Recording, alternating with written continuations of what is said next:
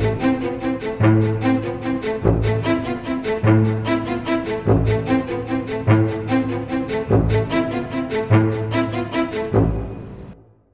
bon dia, benvinguts. És un plaer, en nom del rector, en representació del rector de la Universitat de Barcelona, donar la benvinguda a tots els participants en aquest 5è Simposi Internacional de Didàctica de les Ciències Socials en l'àmbit iberoamericà, Història i Identitats Culturals, i també als participants del 13è Congrés Internacional d'Educació en Història. Espero que tots tinguin una bona estància en aquesta ciutat i que, en fi, aquesta primavera que tenim també s'allargui amb el que seria una primavera de coneixement amb el que vostès representen i amb el treball que vostès facin. Bienvenidos. En nombre del rector de la Universidad de Barcelona, es un placer saludarlos a las personas que participan en el 5º Simposio Internacional de Didáctica de las Ciencias Sociales en el ámbito iberoamericano, Historia e Identidades Culturales, y en el 13º Congreso Internacional de Educación Histórica. Felicitar a todas las personas que han contribuido a que esto pueda llegar a hacerse realidad y en particular a los grupos de investigación que han puesto su empeño para que este congreso y este simposio puedan llevarse a cabo. Nada más, unas simples palabras que recuerden que no estamos en un lugar cualquiera.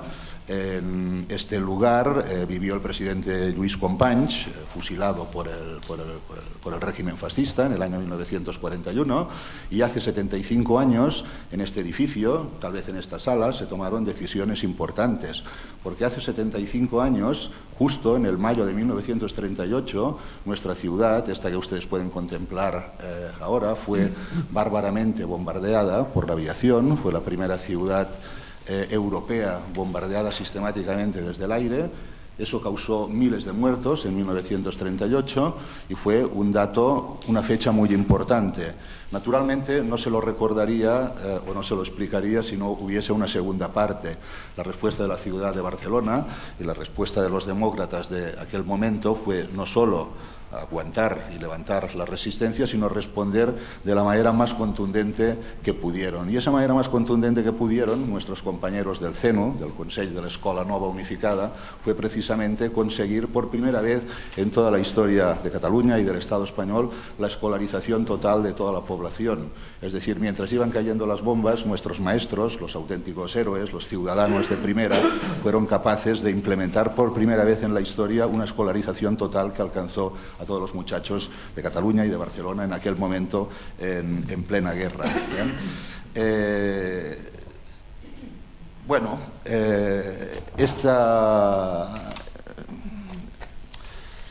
Este hecho creo que es importante porque también en ese momento, en 1938, la Generalitat desarrolló unos programas de ciencias sociales, de geografía e historia, para educación primaria principalmente, que creo que siguen siendo de los más avanzados que nunca se hayan diseñado.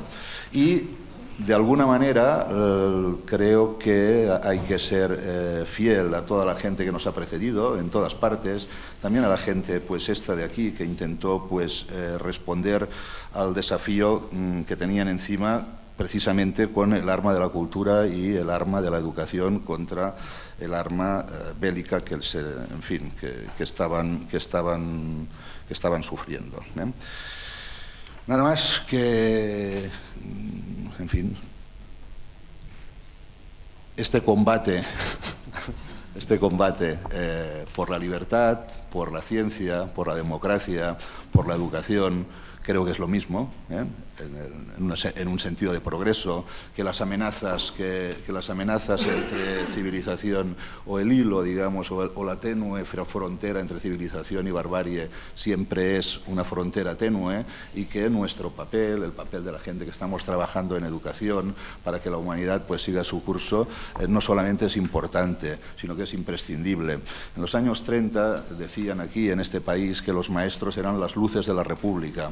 es decir, eran la gente que iluminaba, eran los ciudadanos primeros que eran los que iban delante y los que iban al frente para que, en fin, la sociedad fuera mejor y la sociedad fuera en progreso. En este momento, digamos que la amenaza de barbarie sigue, la amenaza de involución sigue y que se manifiesta de muy diversas maneras en todas partes del mundo, incluso también en entornos europeos y en entornos próximos, con propuestas pues, de involución acerca del papel que tiene que tener la educación en la construcción de un país. Sigue siendo importante que la gente que estamos trabajando en el entorno educativo, en el entorno científico, en el entorno de la libertad, en última instancia, continuemos en este combate por una sociedad mejor y por un mundo mejor. Que tengan una muy buena primavera de conocimiento y que la estancia pues, aquí en la ciudad les sea lo más grata.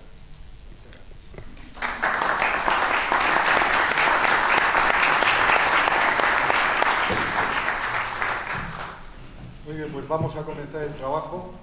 Vamos a comenzar el trabajo y los que organizamos el simposium pensamos que la persona ideal para iniciar este acto, dada la temática de este simposium, era el doctor Mario Carretero.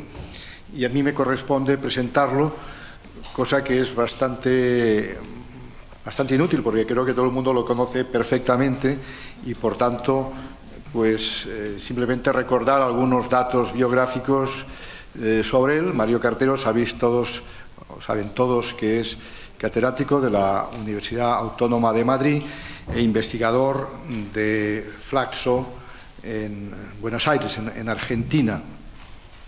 Ha ocupado, desde el punto de vista de la gestión, diversos cargos académicos, como decano de su facultad de psicología, o yo lo recuerdo, director del ICE también, y otros que no vienen al caso. Su formación es una formación extraordinaria. Él hizo su doctorado en España y todos sus estudios postdoctorales en Canadá y en Estados Unidos en diversas universidades, y ha seguido visitando como profesor invitado algunas de estas universidades. Recuerdo que estos 2 años nos escribíamos los correos electrónicos, yo desde Barcelona y él desde Harvard, donde trabajaba con Howard Gardner, si no recuerdo malamente, y su actividad, digamos, en la internacionalización del conocimiento pues ha sido evidente y conocida por todos.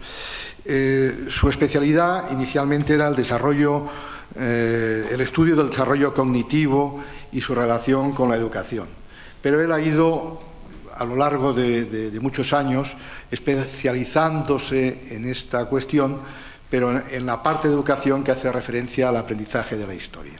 Y hoy muchos ya lo consideramos pues un colega del ámbito de la didáctica de la historia, aunque su perspectiva, lógicamente, es la de psicólogo cognitivo. Ha dirigido numerosos proyectos de investigación, algunos muy prestigiosos. No iba a citar el de la OTAN, pero sí cito el de la beca Guggenheim, y ha tenido, pues creo que 6 o 7 proyectos de investigación y desarrollo, I+D, uno de los cuales tuve el honor de compartir con él. Cuando se presenta una persona de este nivel y de esta categoría, y resulta que además es amigo, pues uno tiene siempre la tendencia de explicar la vida de uno mismo a través de la de él, ¿no? Yo me he reprimido y he dicho lo que pone en su currículum y no he citado sus libros porque son conocidos y los pueden ver en su página web. Pero sí que quiero hacer 2 observaciones de ámbito un poco más personal. Yo recuerdo que con el doctor Carretero, con mi amigo Mario, nos conocimos a principios de los años 80 en unas jornadas de didáctica de la historia que se celebraban en Canarias, organizada por una sociedad de profesores que era Vieira y Clavijo, que aún existe y organiza actividades de formación de profesorado en didáctica de la historia. Y los que éramos de didáctica de la historia y vimos aparecer por ahí a 3 psicólogos encabezados por Mario Carretero y acompañados por Miquel Asensio e Ignacio Pozo, dijimos, bueno, ya están aquí los psicólogos, con un cierto escepticismo, Y bueno, lo primero que descubrimos era su lo que no nos esperábamos de otros, habíamos conocido en otros psicólogos, es que nos vinieran a dar clases, sino que venían a explicar lo que sabían, pero sobre todo venían a aprender de nosotros también, lo cual daba una calidad de generosidad intelectual que a mí me llamó la atención. Y desde entonces, desde aquellas jornadas de principio de los años 80 en Canarias hasta la actualidad, la trayectoria del doctor Mario Cartero, como la de Miquel Asensio, ha sido cada vez más hacer esto que yo explicaré un poco mañana, que es que las disciplinas se rompen para convertirse en áreas de problemas y situarse en el área de problemas del aprendizaje, de la historia, y ya en las últimas derivadas, recuerdo que hace 2 o 3 años me dijo Mario, voy a hacer un libro ya hablando de didáctica, después de 20 años o 25 trabajando. Bueno, pues llegando ya a converger y a participar de los problemas científicos conjuntamente con los que venimos de otra perspectiva, que es la perspectiva de la historia y de la didáctica de la historia. Por tanto, yo estoy encantado de tener aquí al doctor Carretero, a mi amigo, y además va a dar una conferencia que es plenamente idónea para el tema del simposio. Él tiene un libro sobre esta, o 2 libros sobre esta cuestión específicamente, y por tanto, pues, en fin, instarlos a que lo atiendan con atención, lo atiendan con gusto, porque seguramente nos aportará conocimiento que nos ayudará a pensar mejor los temas de identidad y aprendizaje de la historia. Sin más, doctor Carretero. Muy bien. Bueno, buenos días a todos. Hola, sí. Bueno, buenos días a todos. Muchas gracias por su interés y por su atención. Y, en primer lugar, como se pueden imaginar, pues mostrar, digamos, mi gran satisfacción, realmente enorme satisfacción por tener esta posibilidad de dar esta conferencia hoy, este encuentro con todos ustedes, y, sin duda ninguna, también pues por estar participando en un evento de esta naturaleza organizado por este departamento y esta universidad, que vienen trabajando pues desde hace décadas, como se ha señalado, en el ámbito de la enseñanza de la historia y de las ciencias sociales, y que tiene un trabajo pues verdaderamente, bueno, señero, de gran tradición y con grandes aportaciones realmente muy importantes, tanto en el ámbito teórico como en el ámbito aplicado, ¿no? Como se ve, por otro lado, en su presencia en este simposio. Y también, obviamente, como se decía, el profesor Prats, pues por razones personales de amistad y realmente de haber compartido, ¿no?, durante mucho tiempo pues experiencias, actividades, inquietudes y, en definitiva, pues problemas, ¿no? Problemas, en definitiva, que es lo que nos interesa en este campo. Y como él estaba diciendo, efectivamente, en mi equipo de investigación pues venimos de hace tiempo preocupándonos por la enseñanza de la historia y tratando de enfrentar este tipo de cuestiones desde unos planteamientos que no tengan que ver necesariamente con una disciplina específica, como sea la psicología del conocimiento, o la didáctica, o la propia historiografía, sino desde una perspectiva donde podamos, en definitiva, entendiendo los marcos disciplinares y sus características, ojo, no estoy para nada tratando de diluir eso, que todos sabemos que tiene una profundísima importancia, ¿no? Pero eso no quiere decir que no tratemos de producir un diálogo, una traducción, una convergencia, digamos, entre diferentes perspectivas que proceden de diferentes disciplinas. Efectivamente, no me extiendo más en esto, como decía el profesor Prats hace un segundo, me parece que en los conocimientos de vanguardia del mundo básicamente se trabaja, como él estaba diciendo, por preguntas, ¿no? Y para responder a esas preguntas se intenta tomar las aportaciones que se pueden hacer desde diferentes disciplinas. Bueno, no me extiendo más en estas cuestiones, vamos en definitiva con esta presentación de hoy. De tiempo, como vamos, me gustaría extenderme. Sí, bueno, entonces quisiera dejar también un espacio para preguntas. Y bueno, lo que yo voy a presentar fundamentalmente, también quiero plantearlo en este campo, en este momento, es en definitiva la aportación que estamos haciendo a este campo pues en mi equipo de investigación, donde tenemos una serie de trabajos y también tenemos una serie de preguntas abiertas, ¿no? Es decir, tenemos algunas certezas, pero también algunas inquietudes o dudas, y esto de alguna manera me gustaría compartir con todos ustedes, no solamente en esta conferencia, sino a lo largo pues, de estas jornadas, ¿no? Quiero agradecer en primer lugar a las 2 agencias que apoyan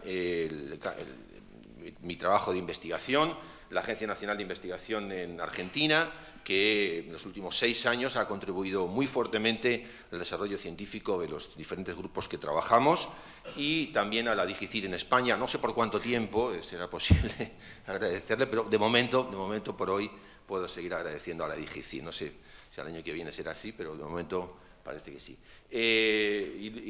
Algunos colaboradores que han trabajado y estamos trabajando en esto: César López, que está aquí y que presentará una ponencia; Flor van Alphen, que es una estudiante de doctorado holandesa que está trabajando conmigo en Argentina; y Fernanda González, que pertenece, como yo digo, al club hispano latinoamericano que va y viene, antigua doctoranda mía, hoy doctora y profesora de la UNED, de origen argentino, de La Plata. Está por aquí Gonzalo, me parece, ¿no? Y que ya se quedó en España, ¿no? Bueno, para muy rápidamente, digamos, como todos sabemos, algunas de las perspectivas hoy más conocidas en el campo del conocimiento, del aprendizaje de la historia, son, pues muy rápidamente, los autores que están ahí señalados, ¿no? Para no extenderme mucho, pero sí para enmarcar un poco donde estamos situados nosotros, tratando de contribuir al desarrollo del conocimiento y el aprendizaje de la historia, tenemos autores como Barton y Levstick, que han señalado, por ejemplo, en un artículo relativamente conocido de Barton del 2008, si no recuerdo mal, pues cómo hay ya una cantidad muy importante de conocimientos sobre lo que podríamos llamar ideas previas en historia, cosa que quizás no pasaba hace 10 o 20 años. Bueno, ese paper de Barton, que creo que estuvo acá en Barcelona, si no recuerdo mal, hace un par de años, y justamente, y digo que, si no recuerdo mal, que ese paper ha sido traducido en la revista de Ciencias Sociales. Ahí vemos cómo realmente hoy hay ya un conocimiento verdaderamente muy importante sobre muchísimas cosas, ¿no? Y vemos cómo, es tradicionalmente decir, muchas de esas ideas previas pues son misconceptions, ¿no? Es decir, son ideas intuitivas que corresponden más al sentido común que a la disciplina, ¿no?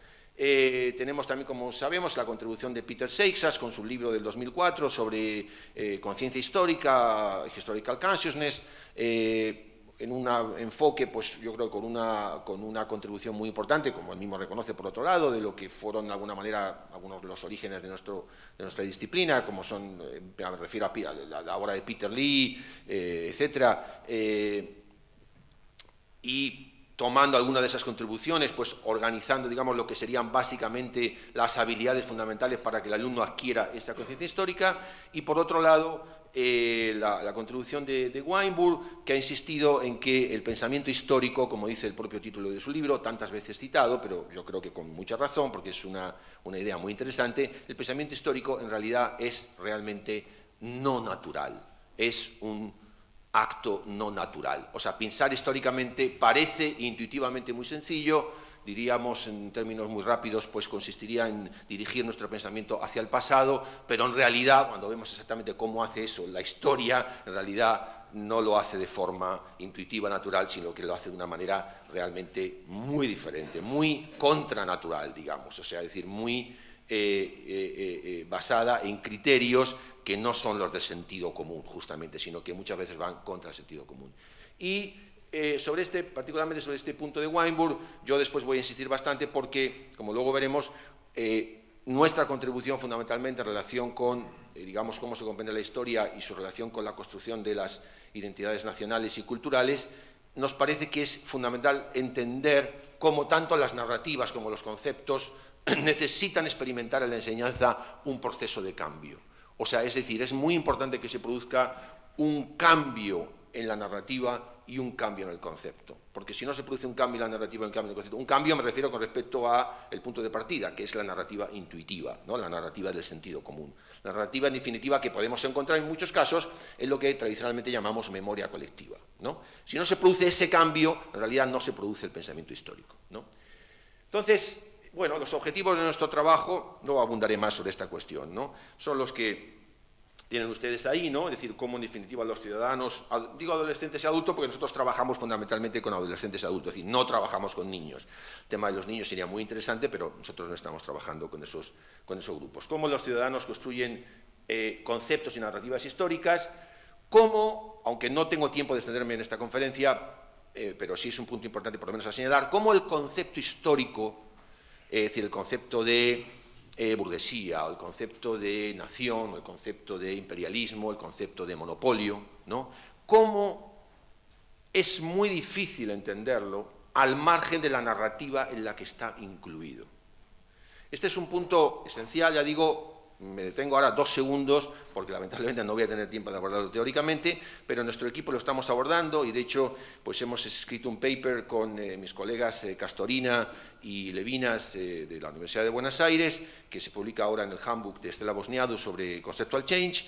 Ya se ha publicado, de hecho, si alguien tiene interés, con mucho gusto se lo envío, porque, digamos, representan algunas de nuestras últimas ideas sobre estas cuestiones, y nosotros sostenemos ahí que, en realidad, la comprensión del concepto histórico hay que considerarla siempre, como digo, inserta en la narrativa donde está el concepto, porque la narrativa afecta al concepto y el concepto afecta a la narrativa. O sea, muy rápidamente, recordando esta distinción clásica de Brunner entre pensamiento paradigmático y pensamiento narrativo, a nosotros nos parece que en la historia se da una intersección, por decirlo de alguna manera, o una interacción de esos 2 tipos de pensamiento. Y, por lo tanto, pensar en el concepto al margen, como si fuera un concepto científico natural, al margen de la narrativa, o pensar en la narrativa como algo intercambiable y como algo, digamos, no necesariamente verificable, que no tenga conceptos que sí tienen criterio de validez, también nos parece que sería un grave error. Entonces, nos parece que en realidad esta perspectiva de interaccionar el concepto y la narrativa, bueno, es una perspectiva, nos parece, importante para entender el conocimiento histórico, tanto el conocimiento histórico per se, como el conocimiento histórico que se puede o se debe impartir en las aulas, ¿no? Y particularmente, en el último punto, como ven ahí, nosotros nos hemos centrado en el concepto de nación. ¿Por qué nos hemos centrado en el concepto de nación?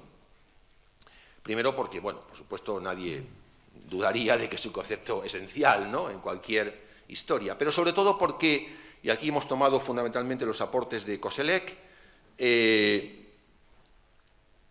hemos trabajado bastante en la aportación de Koselleck.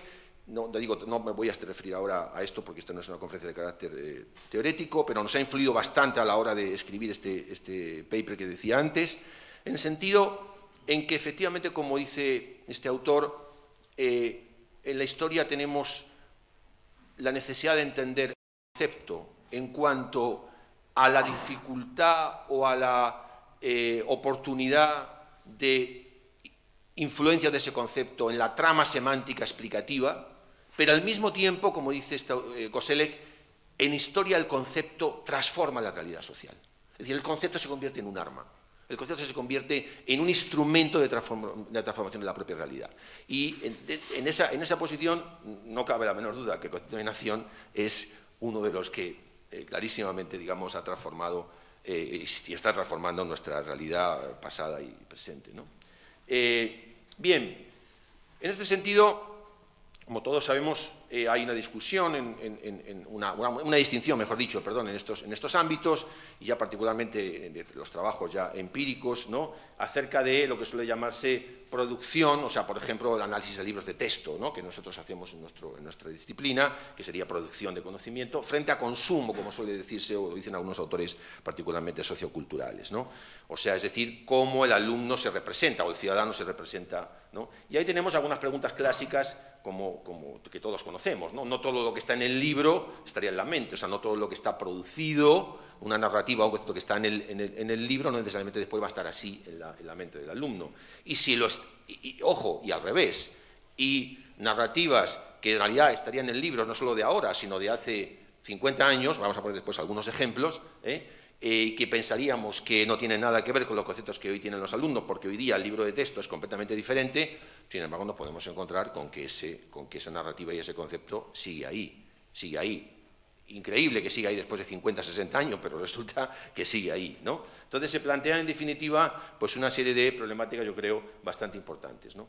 Nos hemos focalizado, y son los trabajos empíricos que yo contaré ahora a continuación, en lo que se llama en general narrativas maestras o master narratives, ¿no?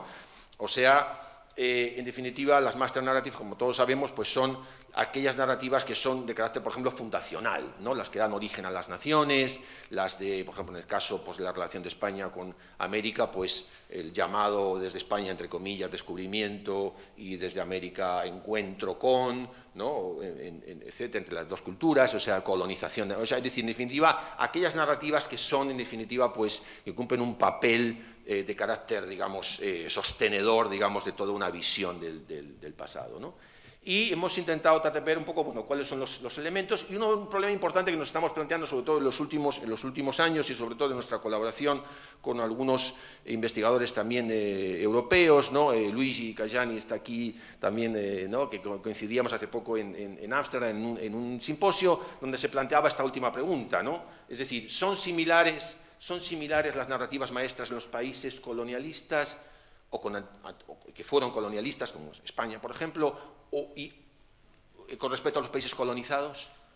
Es decir, esta distinción colonialista-colonizado es una distinción, sin duda, yo creo que muy interesante y con mucho recorrido. A nosotros nos parece, ¿no? Me parece que coincidimos con Luigi y con otros muchos colegas, con mucho recorrido para el futuro de investigación en nuestra disciplina, ¿no?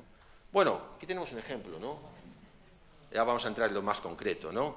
Algunas narrativas, claro, yo quería empezar por un cuadro así más académico, más, ¿verdad?, siglo XVI, de Brita, pero pensé que, bueno, el mismo señor que está aquí en el centro, pues es el que tenemos aquí, ¿no? Bueno, ¿por qué será? ¿Cómo es esto, no? ¿Cómo es que lo tenemos a este señor, ¿no?, que estamos diciendo que, bueno, qué barbaridad, ¿no? O sea, desastre, ¿no?, genocidio, tal, bueno. Pero después resulta que, bueno, van y le ponen la camiseta y tal, o sea que el dedo ahí, ese dedo que indica el futuro y tal, resulta que es un dedo con camiseta ahora, ¿no? Bueno, está bien, quizás ese poder del dedo durante tantos siglos es ahora el de esa camiseta, ¿no? Pero bueno, no sé, bueno, hay muchas interpretaciones, ¿no? En todo caso, parece ser que el español estaba muy enfadado con esa camiseta, así que bueno. Bueno, bien. Simplemente esto era un pequeño ejemplo para pasar de estas cosas así un poco como muy serias, teoréticas, en las que estábamos situados ahora, a la realidad concreta de nuestros estudios empíricos, ¿no? Y en definitiva, una manera un poco amena, si me permiten, pues demostrar cómo algunas de estas cosas, es decir, cuando hablamos de memoria colectiva, pues no hablamos de unos estudios muy eruditos que hacen personas encerradas en bibliotecas, sino que hablamos de realidades, ¿no? Hablamos de realidades, o sea, es decir, esto hubiera sido impensable si no existiera una fuerza de una narrativa maestra. O sea, hay una narrativa maestra. La narrativa maestra, entre comillas, pongámosle todas las comillas que queramos, descubrimiento de América, no dejó de existir. Si hubiera dejado de existir, no tendríamos ahí a ese señor con esa camiseta. O sea, es decir, claro, o sea, es una prueba anecdótica, si quieren, cotidiana, pero claro, son esas pruebas cotidianas las que muestran que estamos hablando con fenómenos reales. Es decir, en definitiva, dicho de otra manera, las que muestran que cuando Barton hace un catálogo de ideas previas de los alumnos, esas ideas previas de los alumnos, si me permitís la expresión, existen en la mente de nuestros alumnos y existen con una fuerza muy determinada. Bien, muy rápidamente, estos trabajos quizás son algunos de los primeros que hicimos, son relativamente conocidos, a lo mejor puedo pasar un poco rápido, pero en todo caso, muy rápidamente, nosotros hicimos hace tiempo una comparación de libros de texto sobre la relación, digamos, llamado descubrimiento, colonización de América, en libros mexicanos versus libros españoles. Como se pueden imaginar, la narrativa era completamente diferente. Esto fue publicado en el 2002, una revista que se llama Learning and Instruction, y aunque luego ha sido traducido al castellano, y ahí vimos que la narrativa era radicalmente diferente, ¿no? Entonces, un ejemplo nada más, por supuesto Colón casi no existía en el libro mexicano, el maltrato a los indios prácticamente no, casi no existe en el libro español, existe profusamente en el libro mexicano, las consecuencias, etcétera, etcétera, etcétera. Pero muy rápidamente para mostrar cómo esto puede llegar incluso a extremos muy interesantes. En este caso, esta imagen, que esta es más científica, digamos, aparece en el libro mexicano y aparece en el libro español. La misma imagen, exactamente la misma imagen. Sin embargo, lo que es muy diferente es el texto que acompaña a la misma imagen, O sea que tenemos esa imagen, pero el chico español, como ven ahí, recibe un texto que dice: el grabado del artista flamenco Terry de Brie representa a Colón desembarcando en la isla que posteriormente se llamaría La Española. En el fondo se observan sus 3 barcos y en el frente a Colón, con vestimenta del estilo de la época del artista, recibiendo ofrendas. O sea que lo que ustedes están viendo ahí, ¿verdad? Lo que estamos viendo aquí es que Colón recibe ofrendas. de los nativos, que aparecen desnudos. Aquí era un poquito miope el que escribió el texto, porque no están desnudos los nativos, ¿no? Cuando le presento esto a mis alumnos, por ejemplo, en la facultad, me dicen, es verdad, profesor, no están desnudos, están con taparrabos. Me resulta bastante interesante, ¿no? Porque yo siempre les pongo el ejemplo de que si ellos fueran a la Corte Inglés porque se han quedado sin ropa interior, no le dirían al señor del Corte Inglés, ¿me da usted un taparrabos número 5? Dirían posiblemente, ¿me da usted un calzoncillo? ¿No? No, o sea, ¿os dais cuenta? Quizás estáis pensando pequeños detalles insignificantes. No estoy tan seguro que sean insignificantes. Yo creo que no son nada insignificantes. La naturaleza evangelizadora de la expedición, se manifiesta por medio de la escena de los marineros levantando una cruz en la playa. Texto mexicano. Vamos a verlo ya en comparación, ¿no? Así ya vemos las diferencias, ¿no? En este grabado de Teodoro de Brie, una expedición española, ya Colón ya no está, no existe, entra en contacto con los habitantes de las Antillas. No solo cambió la persona, cambió también el lugar. Cambió el lugar, esto es muy interesante, ¿no? Los dos motivos principales del encuentro para los europeos, ya pasamos a los europeos, ya ni siquiera españoles, ya europeos, ¿no? Eran recoger objetos de oro. Pero yo pensaba que estaban recibiendo ofrendas, pero no, resulta que están recogiendo objetos de oro. Y convertir a los nativos del cristianismo, tal. Bueno, una pequeña muestra de cómo realmente las diferencias pueden ser muy importantes y lo que estamos es, en definitiva, teniendo dos narrativas muy distintas. ¿Por qué? Muy posiblemente porque hay una identidad cultural, porque hay una identidad nacional que constituye una memoria colectiva y que genera, evidentemente, otra visión de las cosas, ¿no? Nosotros nos planteamos muy rápidamente no solo qué había en el texto, como les decía antes, sino qué había en la mente de los alumnos. Y encontramos básicamente tres visiones de esta misma imagen, con alumnos, como luego verán, examinados en Chile, Argentina, México y en España, de 12 a 16 años. Encontramos una valoración pacífica. Están como haciendo un acuerdo nomás en las entrevistas que hicimos, ¿no? Igual se ve gente corriendo, pero aquí se ve gente como pacífica. Están como colonizando, ¿no? Está bien, usted coloniza por la mañana, por la tarde descansa, bueno, ¿no? Tarde juega un partido de fútbol, bien. Hay chicos de otros países que dicen que esta imagen es violenta. ¿Tú qué crees? Yo creo que no.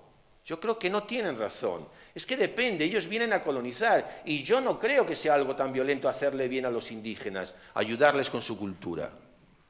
Bueno, estaban ayudando, ¿no? Con su cultura, ¿no? Bueno, chico de 16 años de Chile. Imagen mixta. Es como violenta y pacífica al mismo tiempo porque muestra toda una paz, pero la imagen se ve como toda paz, pero lo que contiene adentro de la imagen, fíjese qué interesante, ¿no? Adentro de la imagen. Luego vamos a recuperar esto. Para mí es violencia. Adentro de la imagen. ¿Qué dice? Veámoslo ahora, quizás. Fijémonos cómo tenemos todo un tema a trabajar aquí, ¿no? Tenemos todo un tema a trabajar aquí. O sea, cómo cuando la imagen aparece, en muchos casos lo que el chico recibe es la descripción de, como decíamos antes, como decía antes ¿no? el texto, aquí puede verse, ¿no? Bueno, a lo mejor en vez de aquí puede verse, habría que empezar a plantear cómo podemos interpretar la imagen, porque el chico lo que está haciendo evidentemente es una interpretación de la imagen, si no, no diría lo que está dentro de la imagen, ¿no? Bueno, imagen violenta, es violenta total, una explotación asquerosa, bueno, este tipo de cosas, ¿no? Bueno, aquí tenemos rápidamente la comparación, no nos podemos detener mucho en esto. Quiero aclarar que esta es una comparación de carácter cualitativo, o sea, nosotros no trabajamos con grandes muestras, trabajamos en 20, 40 personas por grupo de edad, pero en este caso vimos chicos 12, 14, 16 y adultos, o sea que estoy viendo casi más de 100 sujetos por país, ¿no? Claro, vemos que en México la interpretación es básicamente de carácter violento, ¿no? Mientras que es diferente claramente, ¿no? En Chile o en Argentina, ¿no? Donde si sumamos pacífico e intermedio tenemos en realidad casi el 80%, ¿no? Y tenemos una España sorprendentemente que con una cierta cantidad, digamos, de sujetos en violento, por ejemplo, claramente mayor que Chile o Argentina, sobre todo, por ejemplo, que Chile. Esto es lo que algunos autores, por ejemplo, ahora con César estuvimos en una reunión con un grupo de investigadores en el País Vasco, con Darío Páez, que había hecho una cosa muy parecida a esto, pero aplicando cuestionarios a miles de alumnos en diferentes países, y hablaban de una representación de la culpa, ¿no? De una representación de la culpa. Es decir, países colonialistas, aparece en la memoria colectiva la culpa. Bueno, es una hipótesis, pero en todo caso, interesante de discutir, ¿no? Bien, muy rápidamente, a mí me parece que esto tiene sentido mirarlo a la luz de lo que creo que es una idea, bueno, al menos creo que plausible, ¿no?, para entender muchos de los fenómenos que se dan en la representación de los conocimientos históricos cuando nosotros los llevamos al aula, ¿no?, que es una tensión irreductible, como dirían los investigadores socioculturales, ¿no?, una tensión irreductible entre los objetivos que podríamos llamar tradicionales de la enseñanza de la historia, en el sentido de conseguir un aprovechamiento disciplinar, ¿no?, es decir, intentamos conseguir un alumno que críticamente entienda el pasado, etcétera, etcétera, ¿no?, y luego están los objetivos que siguen estando en la enseñanza de la historia, también en otros ámbitos de las ciencias sociales, que son los objetivos de carácter romántico, ¿no? Es decir, los objetivos ilustrados ya los conocemos, los críticos, los que tenemos todos en nuestra mente cuando enseñamos historia o cuando queremos enseñar historia, relaciones pasado-presente, etcétera, etcétera, ¿no? Análisis causal, metodología histórica, etcétera, etcétera. Pero luego tenemos objetivos societales, como, perdón por el barbarismo, por el anglicismo, pero indica esta palabra algo que no indica simplemente social, ¿no?, que es una identidad nacional, una construcción de la ciudadanía y un sentimiento de pertenencia. Esto es, sin duda ninguna, irrenunciable en la enseñanza de la historia. Es decir, toda la comunidad enseña historia para generar esto, para conseguir estos objetivos. Lo que pasa es que entonces se produce un conflicto. Y es el conflicto que la filósofa norteamericana Martha Nussbaum, reciente premio Príncipe de Asturias, por cierto, señala ya en su conocido libro que publica después del 11 de septiembre, ¿no?, libro que ha tenido un grandísimo impacto, ¿no?, que es el conflicto entre amar a mi nación y conocer mi nación. Porque amar a mi nación no solamente es un objetivo, repito, sempiterno en la enseñanza de la historia, es un objetivo al que de ninguna manera se puede renunciar en una comunidad. ¿Por qué? Porque es el que crea tejido social, porque es el que crea confianza, porque es el que crea, digamos, la identidad necesaria para que la sociedad funcione, ¿no? Pero, puesto de una manera un poco rápida, ¿no?, simplemente afán didáctico, esto me puede llevar a la idea de que mi nación es la mejor de todas, ¿no? Es decir, esto me lleva a un cierto narcisismo, digamos, político, histórico, ¿no? Y me puede llevar a no entender que mi nación es criticable. Es decir, o sea, en definitiva, yo creo que esta tensión entre lo que serían los objetivos románticos y los objetivos ilustrados, yo creo que este es un tema importante al que tenemos que atender. Y en ese marco es el que nosotros hemos intentado hacer esta propuesta teórico y empírica sobre cómo explicar justamente en ese contexto de tensión cuáles son, como les decíamos antes, las características fundamentales, básicas, de la investigación sobre las narrativas maestras, ¿no?, donde nos vamos a encontrar, como decíamos, los conceptos, donde nos vamos a encontrar los elementos de la narrativa, pero donde es muy importante distinguir cuáles son los elementos de la narrativa. Y esto, en fin, modestamente queremos señalar que no se ha hecho por parte de otros investigadores a nivel internacional. Es decir, se ha insistido en la narrativa, Barton insiste en la narrativa, ha habido otros investigadores que han hablado también de la importancia de la narrativa, una investigadora norteamericana muy interesante, Aldrich, por ejemplo, ha mostrado cómo las narrativas clásicas de la historia de Estados Unidos, basada en individuos blancos, todos los héroes de Estados Unidos son blancos, ¿no?, etcétera, etcétera, no es una narrativa, por ejemplo, que los chicos afroamericanos interioricen. ¿Por qué? Porque no la consideran suya, ¿no? Entonces, pero sin embargo no ha habido un intento de analíticamente mostrar qué elementos de la narrativa tenemos y cómo esos elementos nos sirven para hacer investigación. Bueno, esto es lo que de alguna manera nosotros venimos haciendo, muy rápidamente para no pasarme de tiempo, voy a ir un poquito rápido. Uno, establecimiento del sujeto histórico homogéneo. Es decir, ¿quién es el sujeto histórico? ¿No? Y presuponer que ese sujeto histórico es homogéneo. O sea, esta frase, los españoles decimos a los moros, que es una frase que uno puede encontrar en cualquier guía turístico que le muestre la mezquita o cualquier castillo de cualquier sitio, etcétera, etcétera, ¿no? La puede recibir muchos chicos en la escuela en cualquier momento. Parece una frase inocente, ¿verdad? Parece una frase inocente, ¿no? Es una frase de la experiencia intuitiva, pero en realidad es una frase que, como diría Weinberg, es totalmente natural, pero desde luego contraria al pensamiento histórico, porque desde el punto de vista historiográfico, como todos sabemos, esto es una auténtica barbaridad. Es decir, en primer lugar, esto lo hemos trabajado mucho en la tesis de César, que le presentará en su comunicación, en primer lugar, en ese tiempo llamado de los moros, en ese tiempo, entre comillas, llamado Reconquista, no había españoles, o sea, eso en primer lugar. O sea, es decir, o sea, ya la primera, el sujeto ya de entrada es, como diría Anderson, imaginado, el sujeto ha sido imaginado, ¿no? Y además, los españoles se dan cuenta, es homogéneo, o sea, es decir, había un grupo que se llamaba los españoles, ¿de acuerdo? Bueno, en realidad, pues teníamos nobleza, teníamos el de la gleba, teníamos, en fin, cautivos, etcétera, etcétera, etcétera, ¿no? La identificación es el segundo elemento, ¿no? O sea, por ejemplo, en Argentina, dice el chico con respecto a las invasiones inglesas, esto es cuando los ingleses nos invadieron.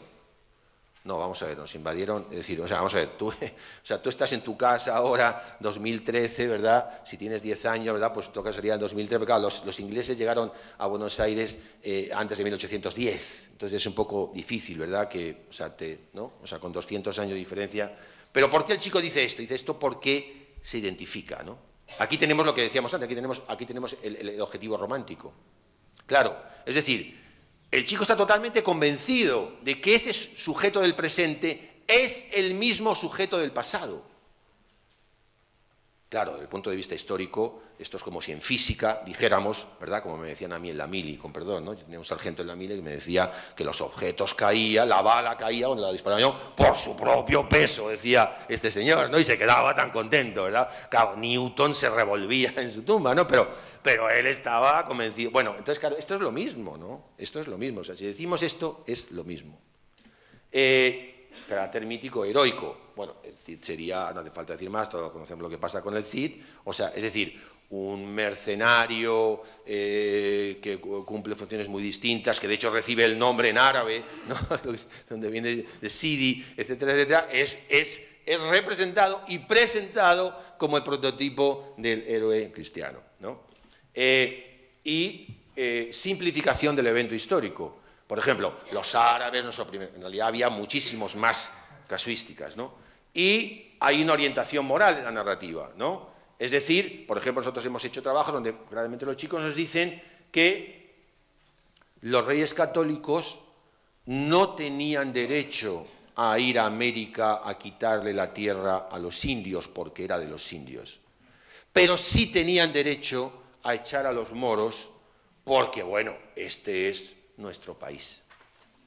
Claro, se dan cuenta, se perpetúan los errores que decíamos antes, pero en este caso se le da un nuevo componente, que es el vector moral. Esto es muy importante, ¿no? Es decir, estar legitimado moralmente, en fin, todos sabemos que es importantísimo, ¿no? Y terminó, esto genera la nación como entidad preexistente, ¿no? Bueno, a partir de aquí hemos hecho una serie de trabajos, los que ahora ya, por razones de tiempo, no me voy a detener. Básicamente, lo voy a resumir, básicamente hemos trabajado aquí en España, como decía antes, básicamente con la llamada, entre comillas, Reconquista, pero de esto va a hablar César en su comunicación. Y en Argentina hemos trabajado con la independencia, o preindependencia, mejor dicho, del 25 de mayo, el evento del 25 de mayo de 1810, que es, digamos, el acto político que supone la, digamos, insubordinación, por decirlo de alguna manera, con respecto a la corona española y que marca el inicio de los procesos de independencia.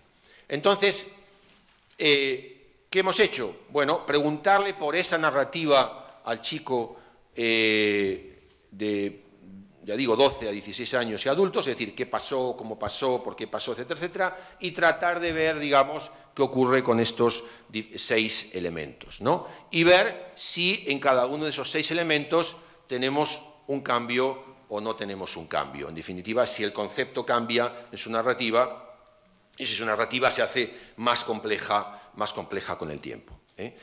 Este enfoque nos ha permitido, al ser, digamos, 6 características distintas, nos ha permitido distinguir diferentes cambios, diferentes avances en cada una de ellas. Es decir, lo que nosotros proponemos con esta idea de las características de la narrativa es que permite una mirada más analítica. Es decir, no si la narrativa en su conjunto mejora o no mejora, sino qué elemento de la narrativa mejora o no mejora, ¿eh? Es decir, por ejemplo, en el concepto de nación, es decir, lo que sería el punto 6, nos encontramos que los chicos de 16 años frente a los de 13 en Argentina claramente mejoran.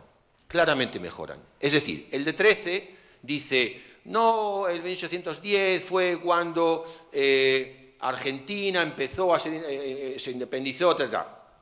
No es así, porque en realidad, en todo caso, sería el virreinato del Río de la Plata, y en realidad en 1810 lo que se produce no es la independencia, sino lo que se produce es un proceso de discusión acerca de mayor autonomía, pero el chico, por tanto, el chico de 13, digamos, sigue manteniendo esta idea esencialista de la nación, ¿de acuerdo? Ahora, el chico de 16 se da cuenta, y el chico de 16 dice, bueno, se produce un acto político, bueno, no, de Argentina no, porque en realidad todavía no había Argentina. Es decir, entonces vemos efectivamente cómo la enseñanza, en definitiva, como nuestro trabajo en la enseñanza de la historia, tiene impacto, ¿eh? Entonces, hemos encontrado cambios interesantes, ya digo que ahora no puedo presentar, tenemos que ir cerrando, pero que en caso después de preguntas lo podemos ver. Hemos encontrado cambios interesantes en la característica 1, en la característica 4, en la característica 6.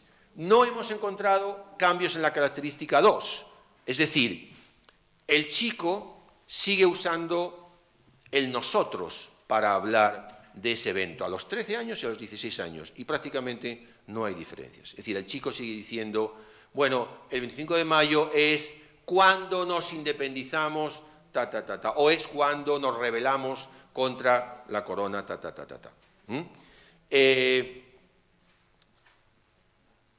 Fijémonos, porque si volvemos a la distinción que decíamos antes, producción-consumo, o sea, si volvemos a la distinción que hay en el libro de texto, que hay en la mente del alumno, no hay un solo libro de texto que diga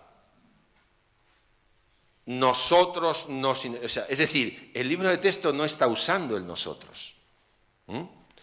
Es decir, el chico no lee un libro de texto donde está ese nosotros genérico, que es un verdadero error histórico, ¿no? Historiográfico. En realidad, esto está claramente, digamos, en la memoria colectiva, ¿no? Esto está en la memoria colectiva. Es decir, esto evidentemente, además hay que tener en cuenta, aquí, pues, ¿no? Por lo que veo, más o menos, y antes he podido ver, pues hay personas de diferentes países y hay personas de Latinoamérica, algunas. Entonces, todos quizás saben, lo digo porque quizás algunas personas a lo mejor en España, en Cataluña, nos conocen quizás esto menos. Hay efemérides, es decir, en la mayoría de las escuelas latinoamericanas hay efemérides, que aquí en España no las tenemos. Este es un asunto interesantísimo y fascinante, porque, para decirlo muy rápido, la independencia es enseñada en tal curso o en tal otro en la enseñanza, pero luego tenemos todos los años una serie de celebraciones rituales de carácter patriótico donde esos eventos son rememorados en un formato de carácter más vinculado a la memoria colectiva que a la propia historia. Ojo, porque eso va a estar ahí en la mente del alumno influyendo, ¿no? Así es que, bueno, termino nada más. Si hay una presentación que quiero ir, porque es mi punto final, 15 segundos, que es el siguiente, ¿no? A la luz de todo esto, a mí lo que sí me parece es que sería importante que repensáramos un poco la función de la enseñanza de la historia y el sentido de la enseñanza de la historia como la historia escolar ante el espejo de Blancanieves, ¿no? O sea, decir, todos sabemos, y termino, que la madrastra de Blancanieves todos los días, ¿no? Se ponía delante del espejo y le decía, espejito, espejito, quién es la más linda del reino, ¿no? Y el espejo, ¿qué le decía? Tú eres la más linda del reino. Tú eres la más linda del reino. Y todo estaba bien, ¿no? Un día, el espejito le dijo, no, hay otra más linda, ¿no? Y bueno, ahí empezó el cuento. Ahí empezó el cuento de Blancanieves y por eso hoy tenemos el cuento de Blancanieves. Si no, no hubiéramos tenido el cuento de Blancanieves. Así es que termino, yo creo que sería muy interesante que la historia pudiera ser un poco diferente al espejito de Blancanieves. Yo creo que si el espejito de Blancanieves lo que le dice al chico, la historia es la más linda del mundo, me temo que nos vamos a quedar un poquito como la madrastra de Blancanieves. Nada más, muchas gracias.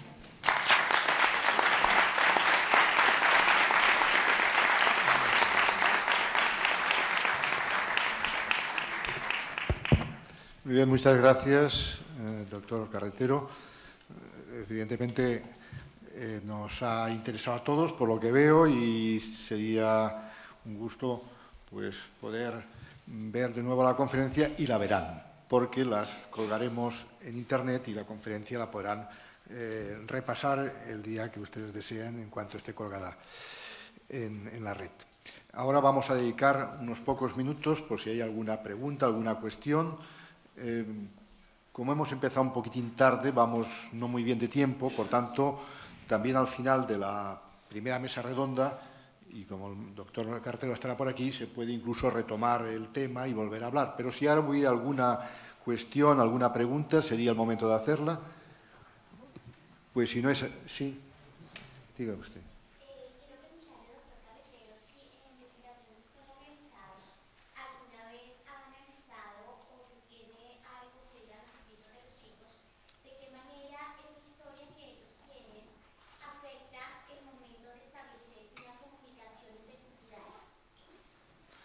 Bueno, repite la pregunta porque quizá no se ha oído por detrás. Sí, la resumo rápidamente. Si había, digamos, en nuestro trabajo habíamos visto la relación entre las ideas que tienen los chicos y cómo eso puede afectar a la comunicación intercultural, ¿no es eso? Nosotros no hemos trabajado sobre eso, lamentablemente, pero me parece una pregunta muy interesante y me parece sin duda algo a estudiar. Y en principio yo lo que le puedo simplemente transmitir es lo que me parece una hipótesis plausible nada más, ¿no? Yo creo que, en primer lugar, diría que en un mundo como el que estamos, donde los procesos de interacción entre culturas y particularmente los procesos de migración, no solamente están siendo muy intensos, sino que se van a todos los analistas indican que se van a intensificar muchísimo más en el futuro, ¿no? Sería otra de las razones justamente para, como creo que de alguna manera está implícito en su pregunta, pensar en una enseñanza de la historia que justamente trate de replantearse sus contenidos y sus objetivos a la luz de cumplir una función importante en esta cuestión intercultural, ¿no? Y de hecho, muy rápidamente, ha habido algunos investigadores, por ejemplo en Holanda, Maria Grever publicó un libro hace 2 años que se llama Más allá del canon, o sea, Beyond the Canon, ¿no? Es decir, en definitiva, cuestionando que ese canon de las historias nacionales sea el canon de los currículum. Eso posiblemente hoy no tiene ningún sentido. Y esto se ha discutido en Holanda, Holanda justamente un país, por eso lo he asociado, ¿no? Un país donde la comunicación intercultural es importantísima, ¿no? Y donde posiblemente tenemos que empezar a plantearnos qué sentido tiene sostener ese canon, ¿no? Ya digo, en Holanda, por ejemplo, esto ya se ha cuestionado muy fuertemente y a partir de ahí en otros países. De hecho, este libro de Maria Grever, de Beyond the Canon, tiene comunicaciones de diferentes autores, ¿no? de diferentes países, ¿no? Muy bien, vamos, después de la mesa, si hay más preguntas sobre la conferencia del doctor Carretero, se podrán hacer. Ahora ya daría paso a la mesa para cumplir el horario, que estará coordinada por el doctor Trepat, del grupo DIGEX de la Universidad de Barcelona, y en la que participarán Laura Lima, de la Universidad Pedagógica de México, Doliña Smith, María Auxiliadora Smith, de la Universidad Federal de Paraná, y 2 investigadores del DIGEX, que es Hilaria Velati i Virginia Gámez. Bon dia, benvinguts. Comencem la segona part. Empezamos la segunda parte de esta primera jornada con el panel dedicado al currículum. En los objetivos del I+D que el doctor Prats está dirigiendo desde hace más de un año, uno de los temas que creemos que valía la pena estudiar era precisamente los currículums de las sociedades iberoamericanas, de las naciones, comparado, además de Portugal, comparada también con la de España como punto de referencia, no porque sea la más linda, sino porque era el punto de referencia para comparar con los demás países respecto a la edad y a los contenidos concretos en historia y geografía. Como ustedes saben, la palabra currículum no deja de ser un éxito un poco bárbaro, ya que se trata de una palabra latina, por lo menos en el contexto español, que tiene su origen en Inglaterra. Es decir, la primera vez que en la historia se utiliza la palabra currículum, la utilizan los protestantes en Glasgow, como nos cuenta Kemis, a finales del segundo tercio del siglo XVII, para indicar precisamente la palabra plan de estudios. En España la palabra currículum se empezó a utilizar masivamente hacia los años 90 y, por otra parte, como tenemos la palabra currículum también para indicar un poco la parte de la historia personal y de los méritos personales para conseguir trabajo a una plaza, creo que es un elemento un poco confusionario, pero de hecho así se ha admitido en todas las sociedades, excepto en Francia, donde continúan llamando al currículum plan d'études, que es la palabra que creo que debería ser la más correcta. El estudio de los planes de estudio, currículos de Iberoamérica y de España y Portugal, nos informa fundamentalmente no tanto de la realidad educativa como de las intenciones que los Estados tienen para llevar a término la enseñanza de sus diversas materias, las finalidades que tienen, los objetivos, los contenidos que precisan. Una cosa es lo que dicen los currículos y otra cosa muy distinta es lo que realmente ocurre en las escuelas y, finalmente, lo que se aprende en realidad por parte de los alumnos. Por tanto, estas tres columnas era importante diseccionarlas un poco por separado. ¿Qué nos dicen los currículos de la enseñanza de la historia en la secundaria? Por otra parte, habrá qué es lo que los profesores entienden como tal y aplican en sus centros. Y, finalmente, qué es lo que los alumnos realmente, entre los conceptos que aprenden, las narrativas de las que nos ha hablado el profesor doctor Carretero, realmente asimilan de todo esta. Para hablar de ello, en este panel hemos pedido la intervención de la doctora María Laura Lima Muñiz, que es la que primero nos va a hablar del currículum de México. Es ese, ¿no? La doctora Laura Lima Muñiz es historiadora y ha realizado estudios sobre didáctica de las ciencias sociales, es docente investigador de la Universidad Pedagógica Nacional, fue directora de Ciencias Sociales y directora de Seguimiento y Evaluación Curricular de la Secretaría de Educación. Se ha interesado mucho profesionalmente en el campo de la formación docente y en la didáctica de la historia y además colabora con el Instituto Nacional para la Evaluación Educativa. Ha publicado numerosos artículos y obras didácticas y de divulgación sobre didáctica de la historia. Por tanto, es una